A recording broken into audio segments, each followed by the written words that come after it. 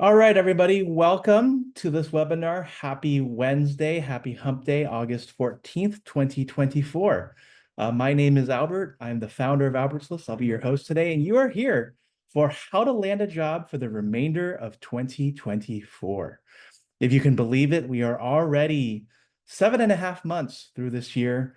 And I would have done this a month and a half ago, but I hadn't gotten to thinking about it because of so many other things. But I think it's important to have this presentation because we are nearing the end of 2024. There are a mere 3.5 to 4 months left in this year. And if you haven't had the job search or the career change that you've wanted to have this year, it is not too late. And so, with a bunch of things that we're thinking about, I want to just go through what exactly this job search can look like for the remainder of 2024 and how you can make the most of it. So without further ado, I'm going to just introduce myself a little bit. My name is Albert. I am your host today. I'm a Bay Area born and raised job search entrepreneur, product marketing manager, usually in San Mateo, but also on the Central Coast of California. And I'm the founder of Albert's List, a community of 49,900 members on Facebook that connect job seekers, hiring managers, job opportunities, and networking. And you can join at bit.ly/find your next job. And so I'm going to go ahead and drop the link into the comments section here so you can all join and let me know that you found me right off this webinar today so that you can easily be accepted and get right on in. Our community consists of people who post jobs, ask for advice, event opportunities just like this one, as well as the opportunity to network. And so, by the way, if you do have a question for today's webinar, please ask in the Q&A section, and I will try to get to that. This is a webinar mode, so no voices can be heard, except for mine, and if any panelists ever come on, which will not happen. All right, so the agenda today, I wanted to just go through the agenda and talk about what sort of the vision for today's webinar will be. So we're going to talk about the state of the job market, right? Because in order to understand where we're going, we have to understand where we've been. And there's been a lot that's been going on for sure, as you know. And for those who are asking, this is US centric, but a lot of the strategies that I'm going to talk about are very much strategies that can be used internationally as well. So a lot of the things we talk about will apply to some form or fashion. There may be some differences with regards to how you write your CV versus how you write your resume, but at the end of the day, we're still telling a story professionally. So after we talk about the state of the market, we're going to talk about strategizing your job search. I've got 10 tips for you today, 10 ideas that hopefully you can take home and perhaps improve upon your job search. Each of these are pretty meaty topics in their own, and we'll talk a little bit about them for the time that we have. And then we're going to talk about what to once do once you've been hired, which is our next topic. And then we're going to go into resources to get you going. And then we're going to try and finish up with some Q&A. And so in regards to the resources, some of them are free, some of them are paid. Albert's List is a business, but I also promise to you that if I am pitching to you, it is because I think it is to your benefit. But you are also under no obligation to buy. All right, so our goals for today's webinar are this, is to provide a 50,000 view of the job market and then zoom in, right? There's a lot that's going on right now in the market. It has been a crazy 8 months. And gosh, as the founder of Albert's List and watching many of you job seekers in this market, it is exhausting, painfully exhausting because there's so much that's happening at once. I've heard a lot of it through the various webinars that we've had. And at this point, I don't really know if I can say if it's worse, if it's better. I can just say that the job search is. Number two is I want to leave you empowered on how to embark in your job search. If you are in your job search and you are lost or you're confused or you're frustrated or you are just at your wit's end or burnt out, I want you to raise your hand. I want to see how many hands we get raised here because I know that this is a very, very, very tough job search for many of you right now. And I see 15, 16, 20, 20, 23, 24, 26. I'm going to see at least 30 of these hands raised here because yes, It is genuinely that frustrating and genuinely that tough, right? And so I want to leave you empowered knowing that things are going to get better. It may not necessarily happen today, it may not necessarily happen tomorrow, but it will get better. And then number three, I want to give you the resources to move forward with hope. So, for example, whether it's joining our 8-week job search bootcamp starting in a couple of weeks, or even joining our free resume workshop that happens tomorrow with Gretchen Hellman, these are things that I want to give you so that you have an understanding of what's available to you so that you can feel empowered, be in community, and have a better job search moving forward. And so with that, I want to go into the state of the job market because I know it's not an easy job market, but there's a lot of data and there's a lot of information out there. And I'm taking a few things here and there to help create that culmination to help you understand where things might be. So you haven't been under a rock over the last 2 years. You know that we've been in a world of pain over the last 2 years or so. It's been about 2 years since I was laid off from one of my tech jobs, and thankfully I've been able to find employment since. But it hasn't been the same story for a lot of people. And right, since really the Federal Reserve started raising interest rates, things have been terrible. And as you know, we've had the bad news over just the last couple of weeks as well. We see Intel is about to lay off 15,000. Cisco is about to lay off a bunch more in their second layoff of the year. Intuit laid off 1,800 people. There are random small startups here and there that are getting rid of all of their entire staff.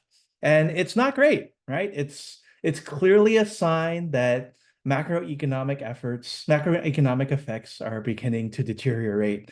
And they're deteriorating for several reasons. One, because COVID is finally over. I know it's weird to say that 4 years after the pandemic started, and on a day when the World Health Organization literally declared another pandemic coming out of Africa. But that pandemic, the original pandemic, is now over.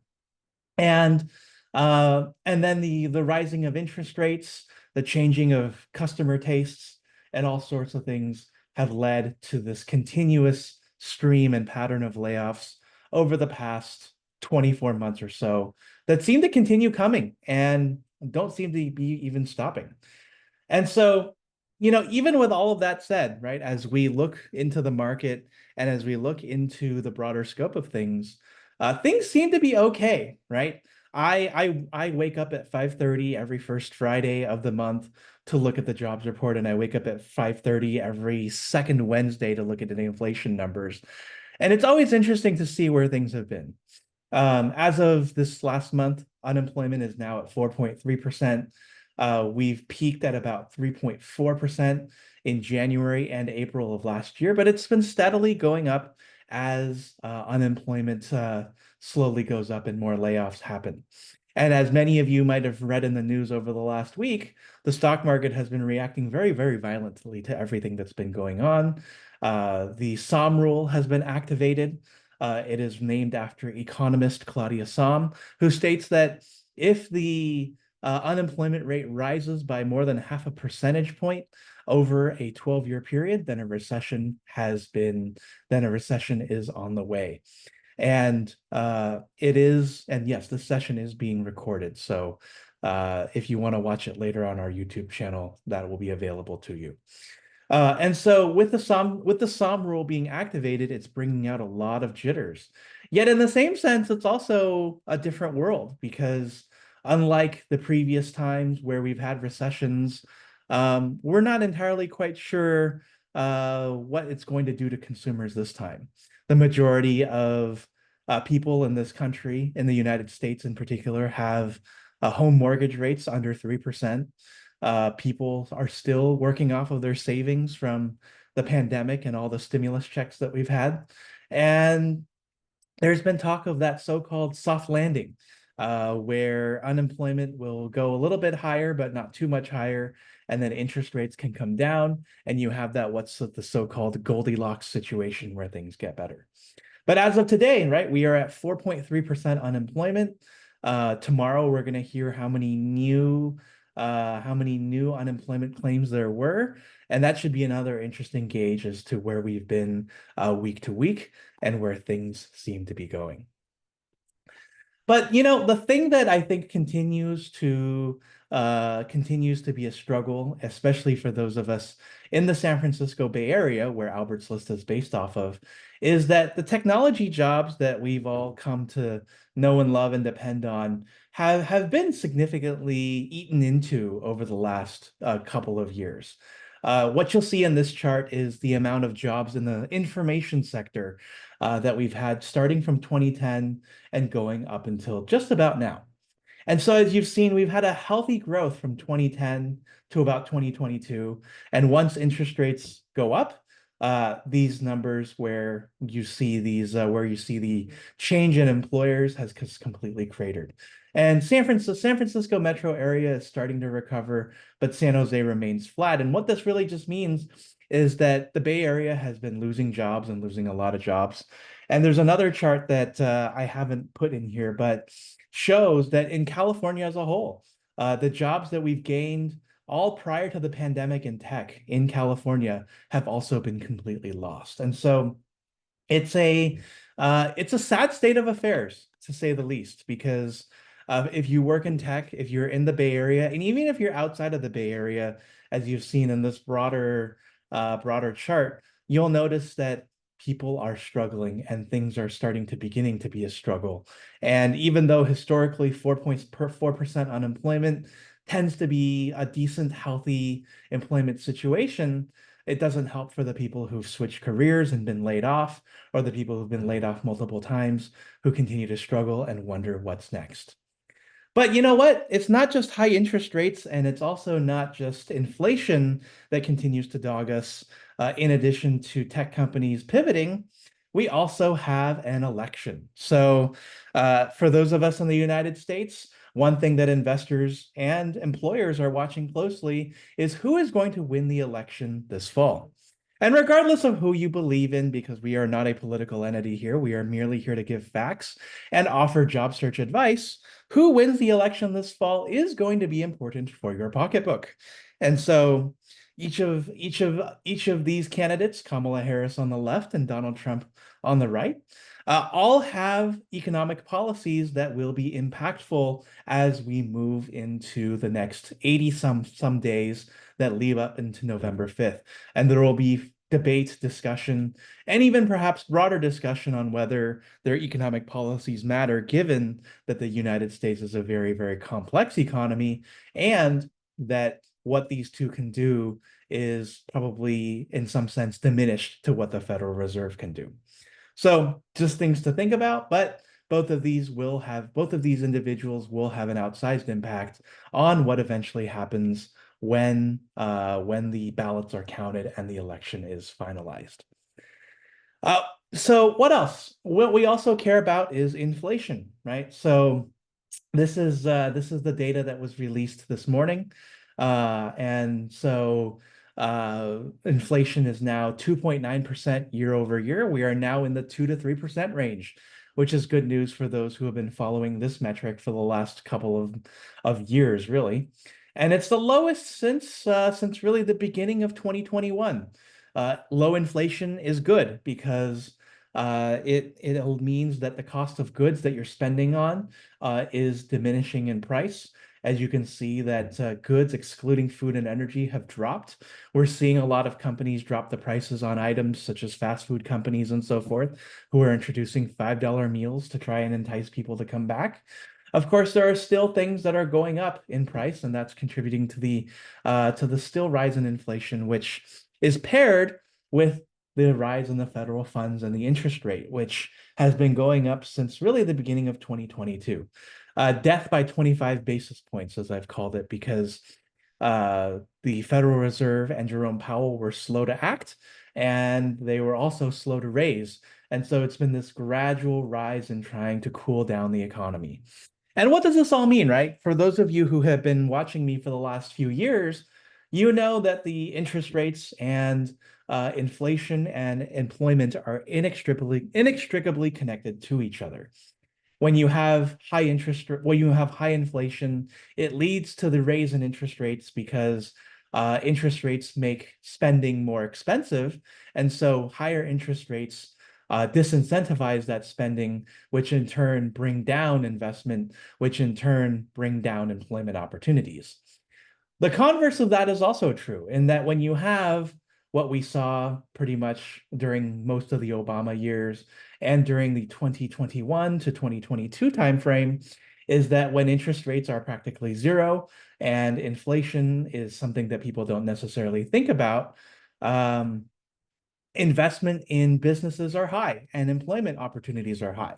You'll remember that during the past 10 years leading up to this more recent time, you had many different things coming on the market, including flying cars, electric cars, your speaker systems like Amazon Alexa, and all of these things were things that companies took on significant debt on to create.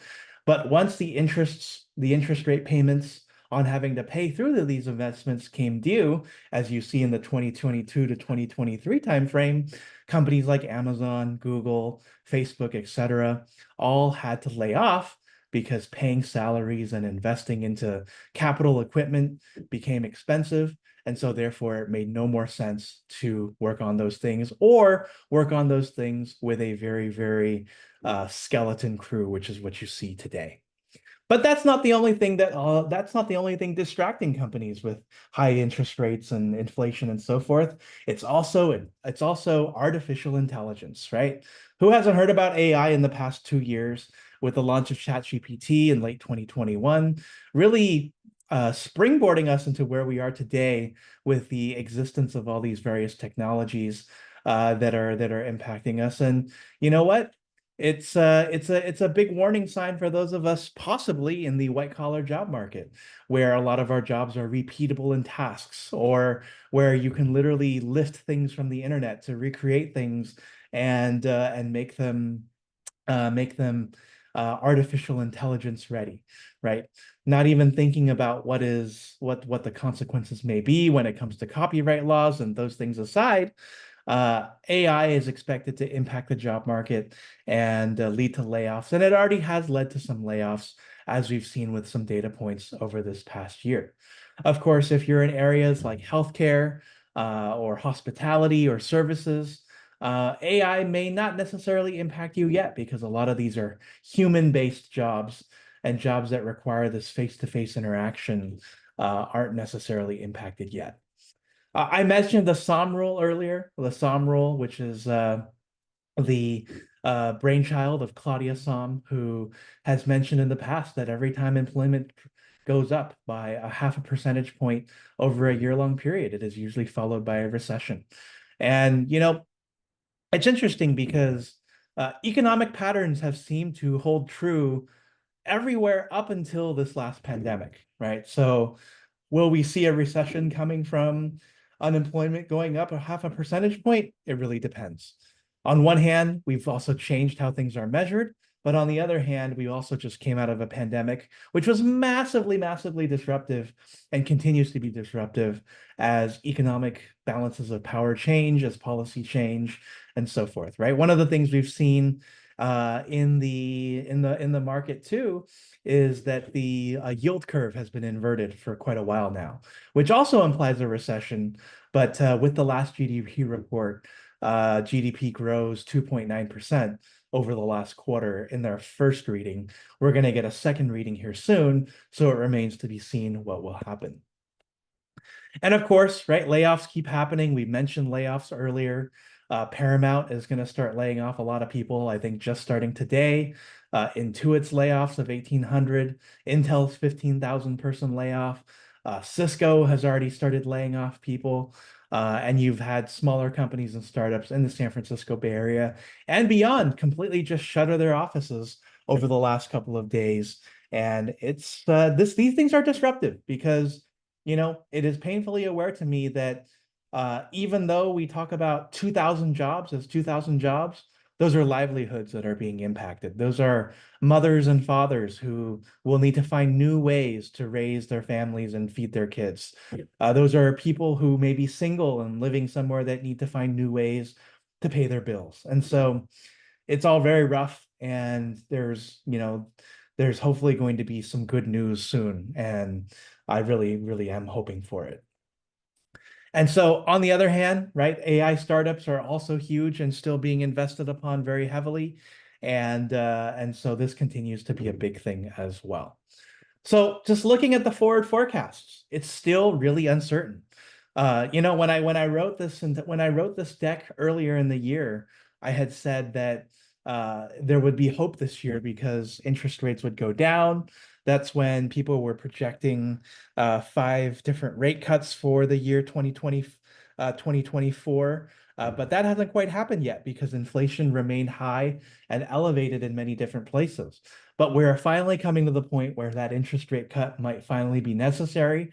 There are a lot of different banks and so forth that are pricing in that cut for September, and they're also looking for additional rate cuts in November and December.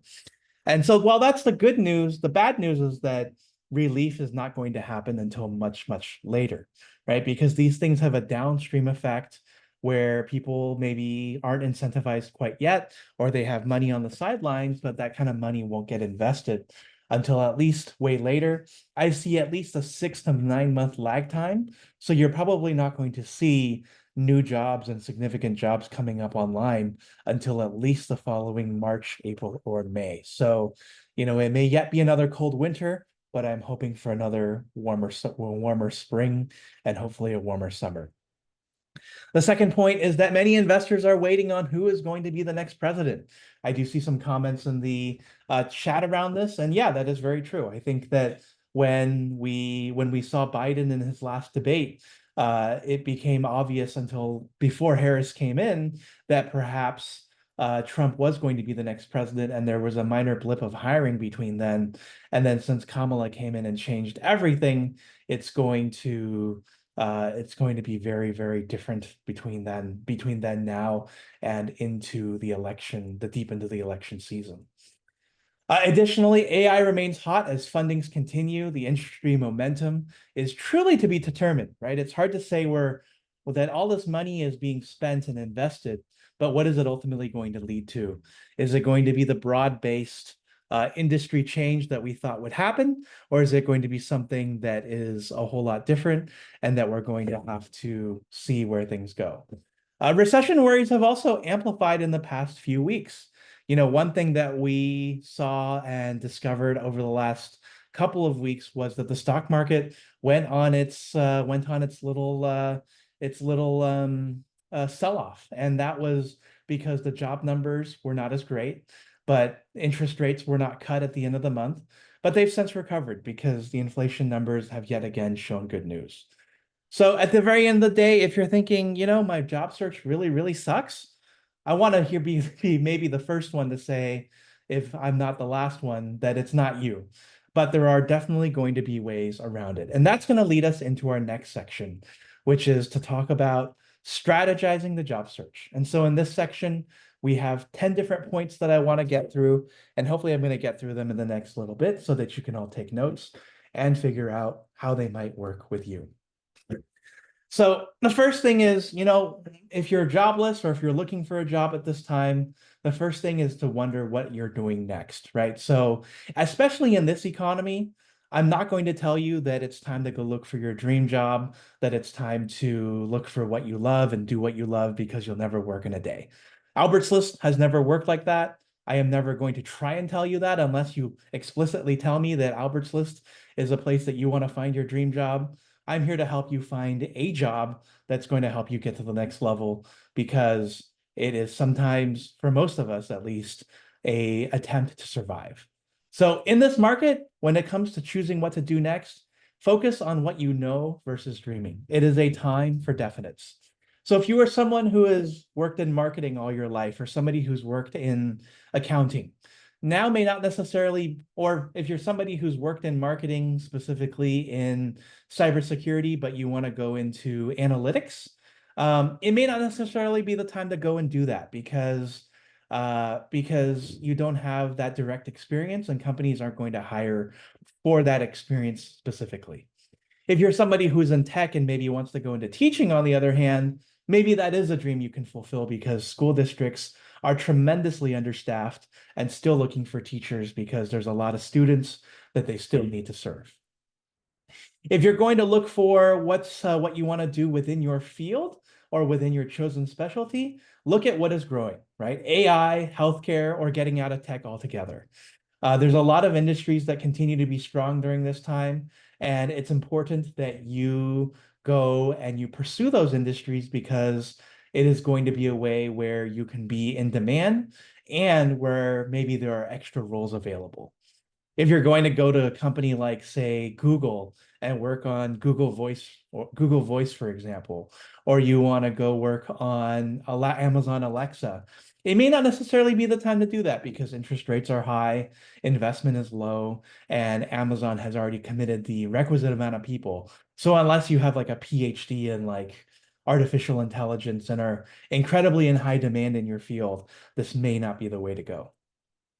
And then the next thing is to evaluate your values and interests. I think one of the things that this last couple of years has really opened us up to is the fact that even though tech companies spent a lot of time telling us how valued we were and how human, things were, that when push came to shove and macroeconomic conditions took the forefront, they laid off anyway, knowing that people were just numbers at the end of the day. And so evaluating what your values are and what you care about in a boss and what you care about in a company culture is incredibly important because if you hate being laid off, it may not be time to be in tech anymore. It may be time to go and work in something where people are valued, where the only way you end up leaving the job is you either get fired because you screwed up or because you are going to another job, as opposed to a private equity firm or a stock market designation of saying that your company is not doing well.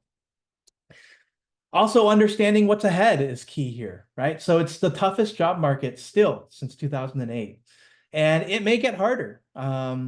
It's tough to know what is here and what lies ahead, but it could get harder because if we keep interest rates this high and the Federal Reserve is known for being late to the party, it may be time to buckle down and figure out what it is that really can be done. Competition is also fiercer than ever across all functions. If you've been to LinkedIn lately and you see a job that was posted a half hour ago, it's likely that if it's a very, very common job title, that there are 100 applications plus on it already. And so being first to that job or being first to somebody who may be getting in touch with a hiring manager or having a contact within the company is incredibly key. Some industries are faring better than others, right? So AI, government, and healthcare are all areas that are growing significantly, either because there's a lot of private sector investment or there's literal adjacency to government spending that is very, very high. So as you all know, right, Biden passed Build Back Better and the Inflation Reduction Act over the last couple of years, and that money is still making its way through our economy and still creating numerous jobs across different sectors, including healthcare, state and local governments.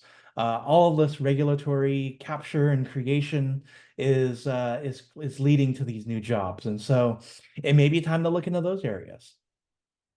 Personally, don't be hard on yourself, but also be fair, right? The job search is a discipline, but it's also one that can be very, very tough on you if you try and keep on doing the same thing over and over again without much change. So step back and evaluate how things look, and then, look to the future. Look for opportunities in unlikely places. If you've never thought about teaching before, now could be a time to give that a try. If you've never thought about working in healthcare, that could be a try as well, where you go and you do something new. And then again, interest rates are coming down, but investment and subsequent hiring will be another 6+ months out. So we may be seeing a very, very cold winter and a warmer spring. But yet, on the other hand, we may also be seeing that once interest rates go down, that people jump right back into the market, and the market comes back quickly because people realize that the slowness of the market is not something that can continue. And so here's my list of values. This goes off of the value slide that we had mentioned earlier. If these are things that you care about, it's important, right? Job security is on here, joy, humor, hope, health, right? All of these things if they matter to you, are things that you should look for as you seek what it is that you want in your next opportunity. For those of us, especially who are in tech, who have been given the runaround over the last couple of years because of um, because of all these layoffs and this instability, now is the time to reevaluate what we care about so that maybe we don't get caught in the same type of situation. So out of these 10 tips, we're going to start with number one, is to understand that the strategies have changed. And so I did mention these in some of the previous slides, is to look at the industry trends, being first to a job listing. Networking matters more than ever. It's important to leverage your relationships and understand who is around you. And then to acknowledge the struggle, yet know that it'll improve. So if you're looking at your job search and you know that it's been tough because you've applied to all the jobs that exist already, know that, it's going to get better when the market gets better, and know that, if you got to build new skills to do that as well. When it comes to networking and specifically, filter down to what you want. When it comes to evaluating events or who you're networking with on your LinkedIn profile or how you're talking to people, using your LinkedIn is one really, really important way to do it. And so if you don't know already, you can filter down on your LinkedIn profile by your first, second, or third degree connections, locations, your current company, events you attended together, products, groups, and so forth. And so it is all about the warm connections during these times. People who you went to the same company with, company and education alumni. So if you went to the same college as someone, I went to Santa Clara University. So if any of you are Broncos in here, I'm always happy to help because that common connection is going to make you better. And, another way to say it is that you're on Albert's list. And you know what? If you need to drop my name in a coffee conversation just to get to the next level, this is my permission to let you do so. Say that you know Albert from Albert's List. And, there are places in this world, thankfully, where saying that will actually help you in your career. I mostly kid though, but I think it does help I think it has helped in some environments. And I'm glad that it's something that people can say or do to help them get to the next level. Step number two is to invest in yourself. And so that includes navigating imposter syndrome. Imposter syndrome is tough, right? We when you apply for 300 jobs and nobody gets back to you and nobody wants to talk to you, this is tough, right? So you want to be able to know that you are good enough. And having an accountability partner, as Monica says here in the chat, can help you with that. We've done some boot camps here over the last couple of months where our boot camp participants continue to meet after the fact. In fact, one of them is a resume boot camp that we did back in June, and they still meet on a week-to-week basis to talk about their resume, review where they are in their job search, and hype each other up. View yourself as a startup ready to launch, right? So we're all individuals here who have our own personal brand, and we are all our own businesses in some sense, and so we are all our personal brands. So leverage that to your advantage in the best ability possible. Invest in education and projects. So you too can start something like an Albert's List or something that's closer to your passion, and use that as a way to say that you have business experience and that you've built this kind of outcome for people that you've impacted. Moreover, you could also take courses on LinkedIn Learning. You can also get certified in HubSpot or anything within your specific industry if you're not in marketing. And then it's all about networking in the right communities. Start with Albert's List, move into specific industry communities and get to know the people there, and then get to know the people who are hiring. Step number three is to build your personal brand. And many of you are doing that today, right now in the webinar chat. You're sharing your LinkedIn profile. You're indicating what it is that you want. You're telling people what to say to you when they add you. And it comes down to this. It's not who you know or what you know, it's who knows you. I remember in 2022 when I did my job search, I posted on Albert's List. And the job that I have right now, the 9 to 5 job that you'll see on my LinkedIn, I got off of Albert's List because there are people and angels in this world who were willing to refer me into their company. And that led to an interview, which led me to getting hired, which is a whole lot easier than sending your resume into the void. And so that's one way to do it, where you can build your personal brand, let people know what it is that you're looking for so that you come up in conversations in the room. You can also build recognition through your thought leadership. So you've never written a status update on LinkedIn, if you keep your Facebook page to cat pictures, maybe it's time to elevate that into what it is that your specialty is and really showcase what it is that your knowledge. Because having read many of your resumes over the last couple of years, you're a ball of really, really bunch of smart people. You're very educated. You've worked at great companies. You've done some great projects. Some of you have master's degrees. Some of you have PhDs. Some of you are published authors. And that needs to shine through and that needs to shine out. And I'm tired of watching a lot of you hide behind your computer screen and be humble about what it is that you do. And this time, being humble will get you nowhere. You need to showcase who you are, and you need to get on your LinkedIn, hopefully tomorrow, and write your first post.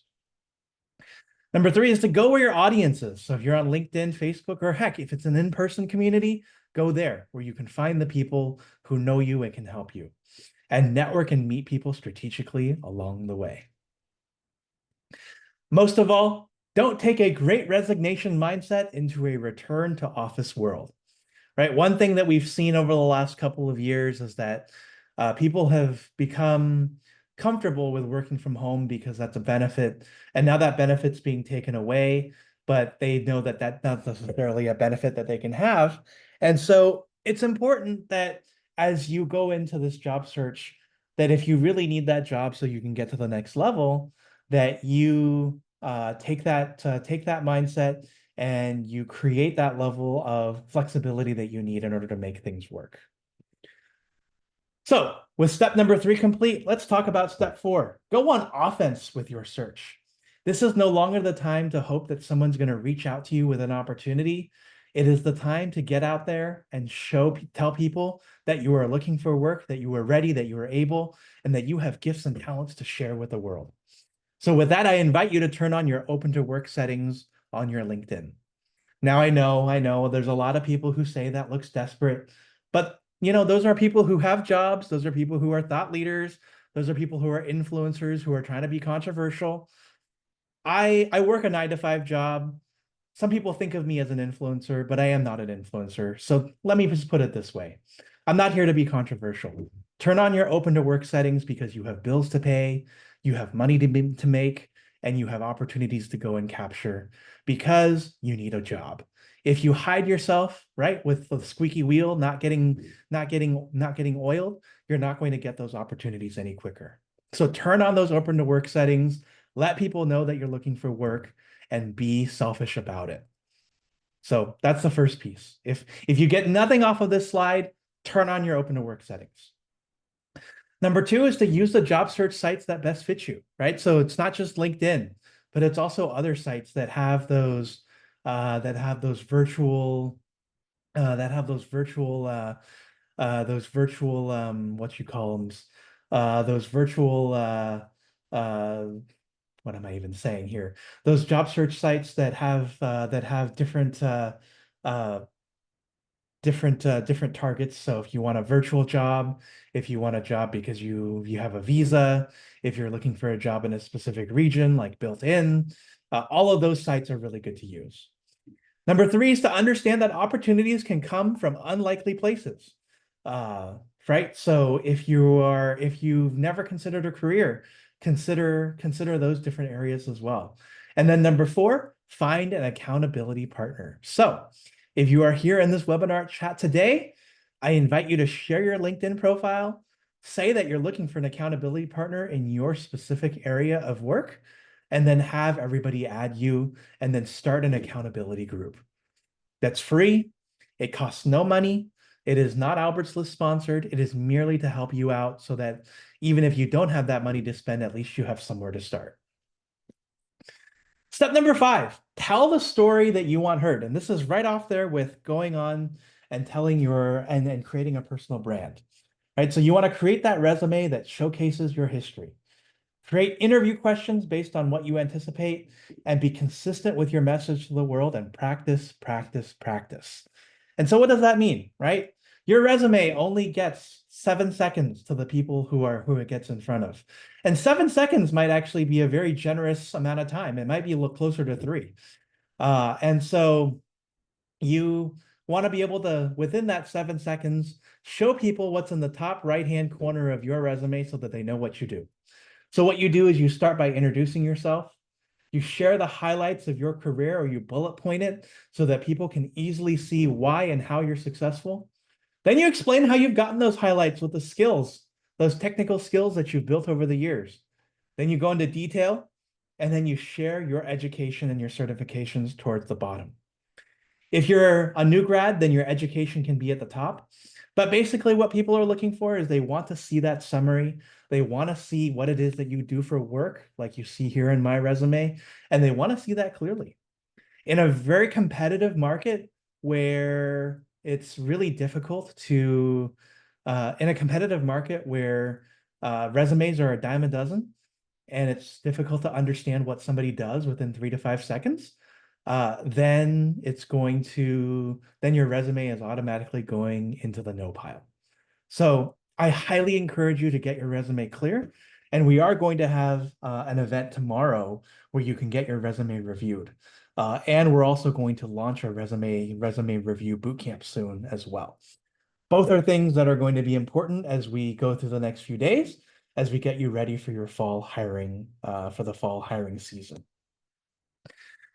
Number 6 is to interview with confidence, right? So if you do get your resume through and you get to the end, it is important to interview with confidence. And what does interviewing with confidence mean? Number 1, it means to understand what's at stake. So as we all know, companies don't just hire to hire. They also hire because they want to get their company to the next level. They want to innovate, or they want to find a way to save money. And so if you know how you do those 3 and you can connect that to the stories within your career, then you are doing a great job. Number 2 is know where you create risk and mitigate that risk, and then know where you excite employers and build momentum. It's suffice to say that job interviewing is very little about actually knowing what it is that you do, but reducing your risk as a candidate. They want to make sure that past success is an indicator of more future success. And the more that you can articulate that within an interview, the closer you are going to get to that job. Now, there are a few exceptions, right? There are companies like Amazon that have a very unique interview loop that want you to align with their foundational leadership principles. And in that situation, I want you to know how to work through those leadership principles and use that to your advantage. There are other companies that have different interview principles, and as you go through those, work through those too. And so, yeah, but no, at the very end of the day, what they're doing is they're trying to mitigate risk and they're trying to get excited about you at the same time. Number 3 is be very familiar with your SAR, CAR stories, right? So these are situation, task, action, and result, or situation, action, and result. Know what you've done and understand your impact. So, if you want to do that right now, open up an Excel spreadsheet or a 3x3 table and write down your situation, task, action, and result for a particular story that you're looking to do, right? So if you're in an interview, somebody might ask you, tell me about a time where you were in a conflict and how you solved that conflict. And so the more you have these stories down and the more you have them memorized, the faster you're going to get to the outcome that you want because you know exactly what's coming next. And then use the types of interview questions in the interview to your advantage. You want to be able to know what types of questions are coming and know that as they hit you slowly, and that you know exactly what you're going to say. So speaking of what's at stake, right? Knowing what's at stake is multi-pronged. You're not just getting a job because you want to get a job and you want to get paid and you want to enjoy healthcare benefits. You want to get a job because there's something at stake that what you're going to do is going to impact a lot of people around you. It's going to impact your customers who buy from your company. It's going to impact your boss because you're going to make them look good. It's going to impact your colleagues because you're going to be directly collaborating with others to get a product or get a business to the next level. It's going to impact your company because hopefully you're going to be growing them revenue or saving them money or doing something in between or driving innovation, especially if you're a software engineer, data scientist, product manager, and so forth. Or it's going to impact the industry. And so you have to weave these stakes into your story so that you can have a really, really good idea of how impactful you are and how you can help. And these are just some of the types of the interview questions that exist out there today, right? You'll be asked questions that look at fact, wanting to know what it is that whether you know what you want, if you're a high level fit. They want to know if you're a personality fit and how self-aware you are. They want to know that whether past success translates and that whether you're a problem solver with tell me about a time when. They also want to know hypothetically your vision and your ambition. You're going to go to some of these companies and they're going to say, if you were going to create a marketing strategy for product ABC, what would that look like? And you're going to have to answer. Or if you were going to create a system that mimics Ticketmaster as a software engineer, what does that system look like? And then there's also, do you have any questions for us, which is your chance to turn it around. So with that, we go into step 7, turn job hunting into a habit, right? So many of you, they might wake up in the morning and think, oh, I'm going to look for a job today. And then the next day you're going to go do something else. And then the next day you're going to go do something else. And then the next day you're going to come back to it. A job hunt is a consistent and constant search. You have to be spending time on it every single day. And you have to be flexible and you have to understand that specific to your situation, you have to get to where you want to go. So even if you want to take a contract, that's okay too. Contracts can be great bridges because you can still do great work in a 6 to 9 month period and then move on to the next thing. But either way, at the very end of the day, it is a habit that you develop, whether it's networking with people on LinkedIn, applying to jobs, posting on Albert's List, attending webinars like this, and then taking action on where you go next. You cannot take your foot off the gas pedal here. Step number 8 is unconventional, but I'm going to put it here anyway, and that's to help others, right? It's a tough job market out there. But as many of you have done here in the chat today, you have networked and asked for people to connect with you, but you've also offered your time and your space by way of accountability, by way of an ear to chat, or by way of someone to network. Share listings that aren't a fit for you. Boost LinkedIn posts for greater reach and so forth. And so you want to also help others because in this time, when you are also helping others and being helped at the same time, not only does it pay it forward, but it also will pay back when times are good again. And believe me, times are good again because economies are always cyclical. Step number 9, and we've mentioned this a little bit, and I've thrown this in there because I do think that it's important, is to understand that it's hard. I want you to understand that it can be hard, right? So there are days, and we see this in our job search accountability chat on Albert's List every single day, where you're going to get 5 rejection emails all at once. And that stuff is going to set you down a couple notches. And that's okay. Competition is fiercer, and you got to do what you got to do, but it's also important to take a break and then come back. And then it's also important to know that it's going to improve. And then step number 10 is to borrow AI for help. So this one I haven't added quite yet, but this one I'm adding now because I think it's important to address and talk about because AI can be a benefit to you. Free tools like Claude and ChatGPT can support your efforts. So if you want to network with somebody, as you see in the screenshot here, or align your resume to a job description, or figure out professional organizations to go and speak to as a way to start your job search, ChatGPT can be really, really, really good for this. And one key tip that I want to add in here, because we are getting to the top of the hour, is to act as if, right? So Acting as if will allow ChatGPT to act as if they're a recruiter or a career coach and to view your resume or view your situation with a light that, their AI personality can come up with. And so act as if you are a career coach. Edit my resume for clarity as if I'm someone going into this industry. Act as if you're an interviewer for a particular job description that you copy and paste. Ask me 10 questions and evaluate my answers. And ask these questions one by one. And that will also help you get the interviewing that you want as well. So once you've done all these 10 things, you're hired. You get the job and you move on to the next step, which is working in this tough economy. And a new job will be a new beginning, but now is not the time to rest. It's time to keep going. You showed the hiring manager you had potential, but it's also time to perform.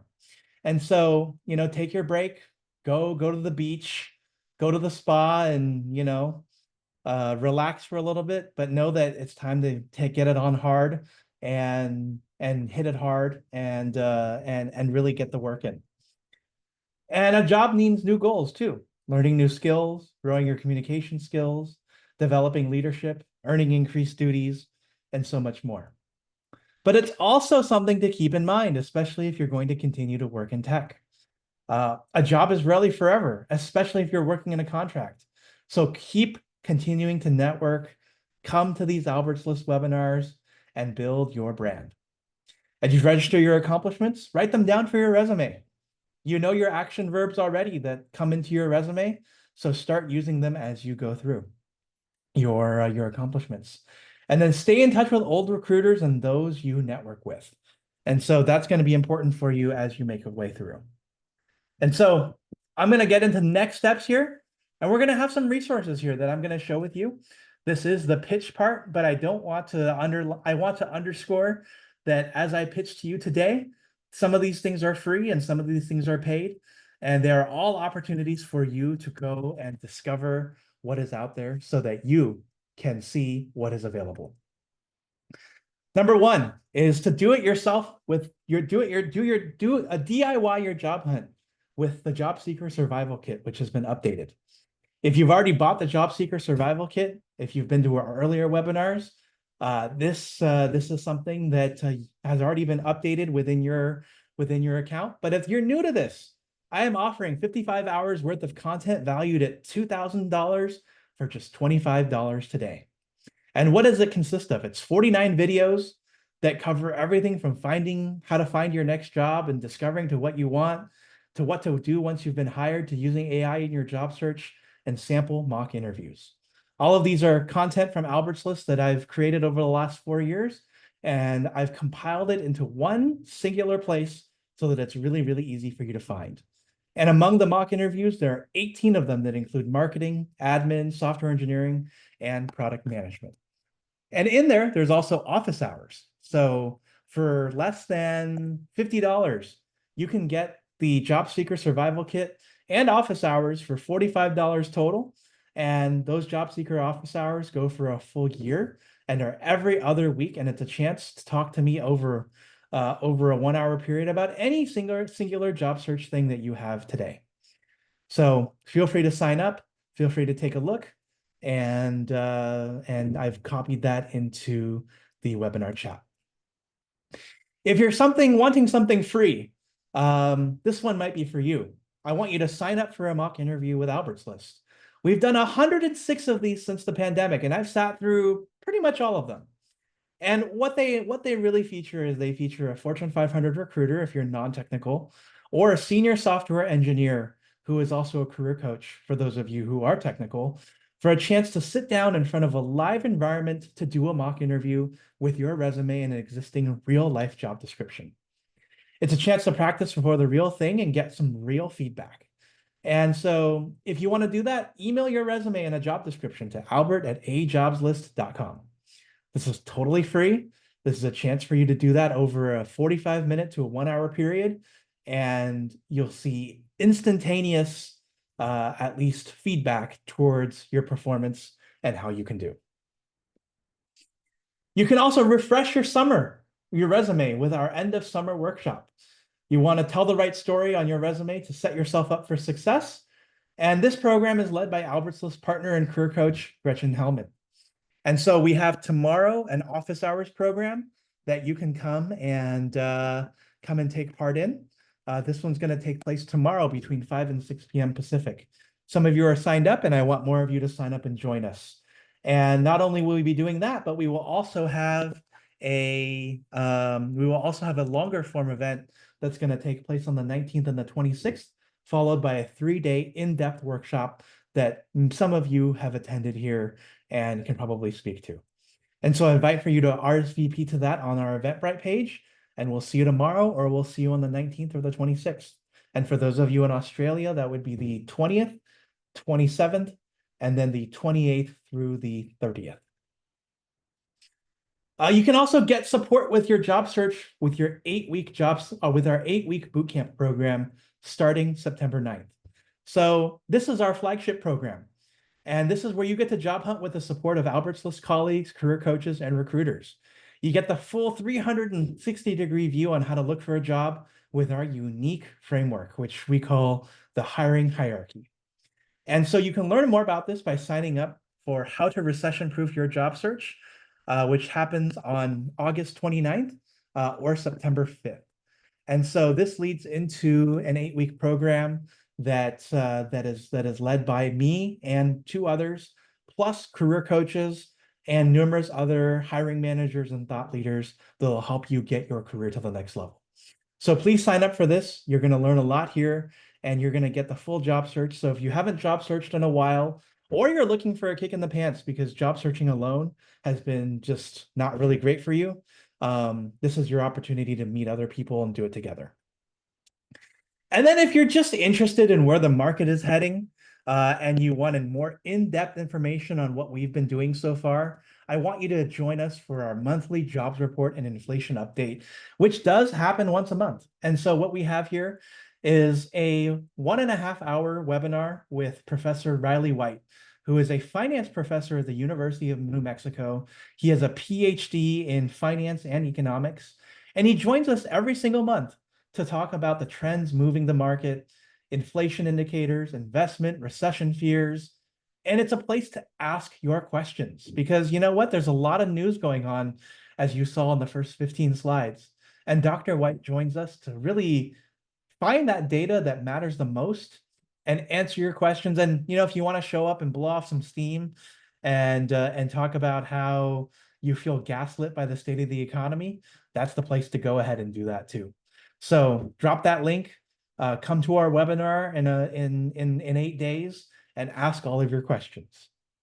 And this webinar, by the way, is free. So you don't have to pay any money for this one either. And so finally, if you really like this, I would invite you to stay in touch with me or stay in touch with me on Albert's List. So connect with me on LinkedIn, join Albert's List, introduce yourself. I'm going to go ahead and drop the link again here in the comments section so that you can join and come with us here and network with us, and be sure to let me know that you found us through here.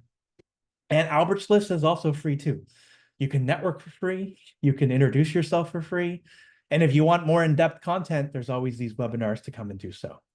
So with all that said, I know there are some questions here. I'm going to go to the Q&A section. About the mock interview sessions, can we sign up anytime when we have a job interview, let's say 2 months from now? Yeah, you can. It's never too early to practice, and it's never too early to get on one of these webinars. And do that sooner rather than later. We haven't had one for a couple of weeks, but I'd love to get that number going back up again from 106 to 107. So please email me and let's get you something set up. Let's see. I'm looking at other questions here. Does anyone have any tips on effectively creating cover letters?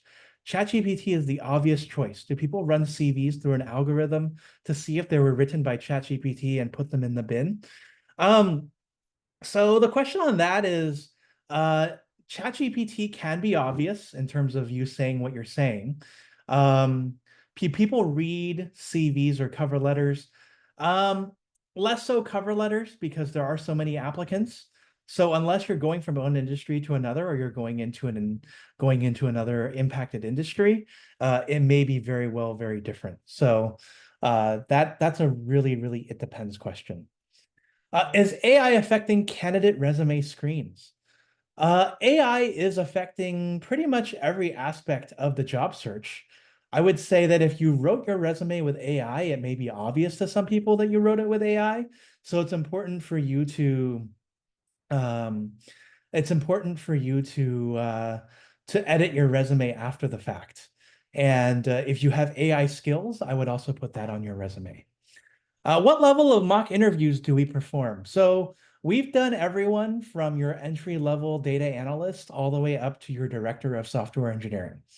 And so if you're somebody who wants a technical mock interview, we'll do one of those. If you're somebody who wants to do a regular mock interview, we'll do one of those as well. And so bring your industries to us and we will do our best. Are there any other questions? If there are no other questions, I'm going to go ahead and, oh, I see two more questions coming in here. Looking for a job for almost 2 years now. I have refreshed my resume about 5 times. Got it written by a professional too. How crucial is it to make it ATS friendly?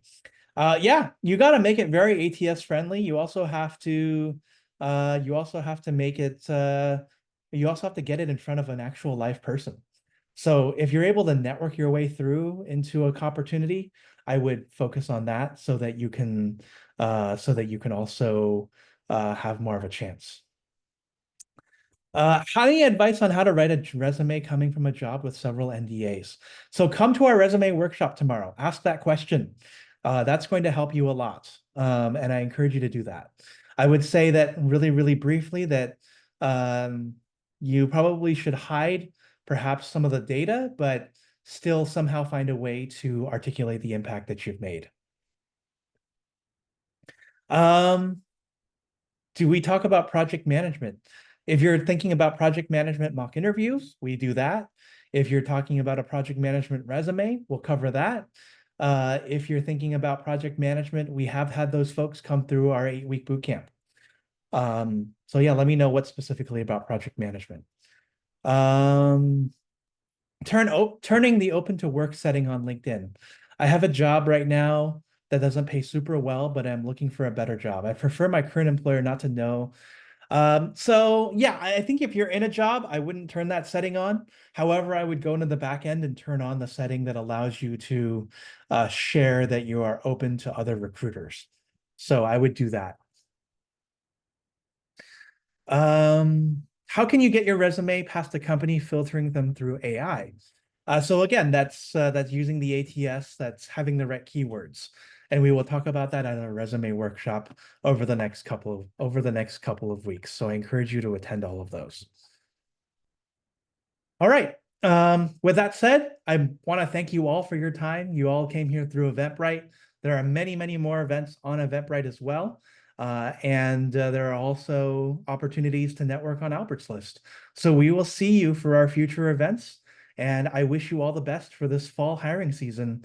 And hopefully I'll come back with more presentations to help you out along the way. Resume workshop. Yes, I can post a link for that. Let me get to my Eventbrite here so I can share that with you. Yeah. So resume review office hours. This is for tomorrow. And then for our resume review workshop, this is also for the 19th. And then this is for the 26th. So please sign up for all of these and we'll see you soon. And then this is the one for our inflation update every single month. And then for how to recession proof your job search, I will drop that in here as well. And we will see you there. All right. Without further ado, I dropped in all the links. I'm going to throw these into the video recording as well. They should be down below. And we will see you all soon. Have a great, wonderful rest of your week. And thank you so much for spending your time with Albert's List today. Bye, everybody.